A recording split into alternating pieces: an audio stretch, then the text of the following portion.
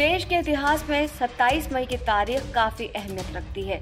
इसी दिन 1964 में आजाद भारत के पहले प्रधानमंत्री पंडित जवाहरलाल नेहरू का 74 साल की उम्र में निधन हुआ था। दोपहर करीब 2 बजे ऐलान किया गया कि पंडित जी की हार्ट अटैक से मौत हो गई है। जवाहरलाल नेहरू ने वसीयत में अपनी संपत्ति के अलावा ये भी बताया था कि उनका अंतिम संस्कार किस तरह से किया जाए। पंडित नेहरू ने वसीयत 21 जून 1964 को लिखी थी, जिसमें उन्होंने बताया कि वो वसीयत लिखने के बारे में तब से सोच रहे थे जब वो 1940 के दशक में अहमदनगर किले की जेल में बंद थे। जीजा जी की अचानक हुई मृत्यु की खबर उनके लिए बहुत बड़ा झटका थी। उस खबर ने उन्हें वसीयत बनाने के बारे में सोचने के लिए प्रेरित किया। पंडित जवाहरलाल नेहरू ने अपनी वसीयत में साफ साफ लिखा था कि उनकी मृत्यु के बाद उनके लिए कोई धार्मिक अनुष्ठान न किया जाए। वसीयत में नेहरू जी ने कहा था, जब मैं मर जाऊं तो मैं चाहूंगा कि मेरे शरीर का अंतिम संस्कार किया जाए।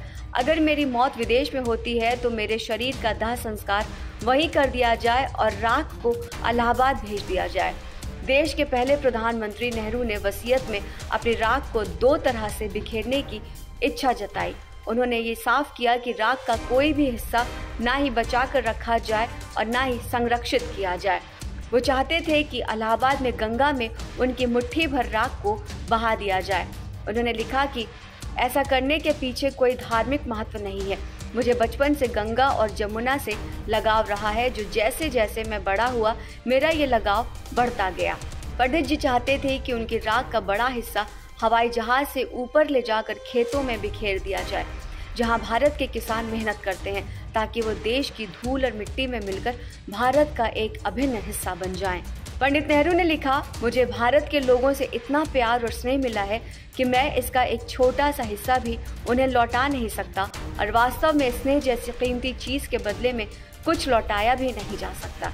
इस देश में कई लोगों की तारीफ की गई है, लेकिन मुझे जो भारत के सभी वर्गों के लोगों का स्नेह मिला है वो इतनी ज्यादा मात्रा में है कि मैं इससे अभिभूत हो गया हूँ। मैं केवल आशा ही कर सकता हूँ कि जब तक मैं जीवित हूँ मैं अपने लोगों और उनके स्नेह से वंचित न रहूं। पंडित जवाहरलाल नेहरू ने वसीयत में आनंद भवन को इंदिरा गांधी के नाम किया। हालांकि उन्होंने ये भी लिखा कि अगर उनके लिए इसे पारिवारिक निवास बनाए रखना सुविधाजनक नहीं है तो वो इसे सार्वजनिक उद्देश्य के लिए समर्पित कर सकती हैं। इसका इस्तेमाल कमला नेहरू मेमोरियल अस्पताल या प्रस्तावित बाल गृह के संबंध में किया जाना चाहिए।